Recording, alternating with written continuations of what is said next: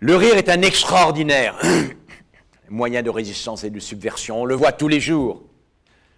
Lorsque les chansonniers se mettent à croquer, les caricaturistes aussi, les traits outrés des hommes politiques, leur pédanterie, leur tic de langage, leur boursouflure, alors ça va mieux.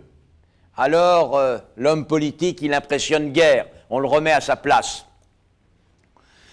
Lorsque le patron devant lequel on tremble est représenté pour ce qu'il est, c'est-à-dire dans ce cas-là, ce n'est pas toujours le cas, naturellement, dans ce cas-là comme un homme extrêmement ordinaire, imbu de sa personne, sans aucune culture, et qu'on se met à en rigoler, alors c'est peut-être le début des mouvements sociaux pour demain.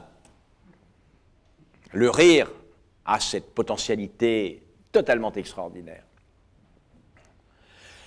Mais ce rire, dans tous les exemples que j'ai donnés, ce moyen de résistance, ce rire, cet humour de subversion, de sédition, n'est valable que dans la correspondance, le rapport du faible au fort.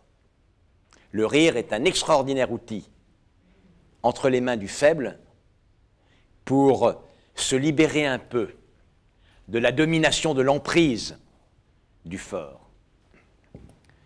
Malheureusement, le fort lui aussi peut se servir du rire, de l'humour, de la dérision. Et alors là, il s'agit d'une violence déshumanisante totalement impossible à supporter. L'homme, sûr de ses moyens intellectuels, de sa richesse, de sa position sociale, qui se moque avec condescendance des traits de ces gens mal fagotés, que la vie n'a pas ménagés, qui se mettent à avoir des rides épais à partir de 50 ans, qui parlent mal, aggrave considérablement tous les méfaits de l'injustice créée par cette inégalité sociale.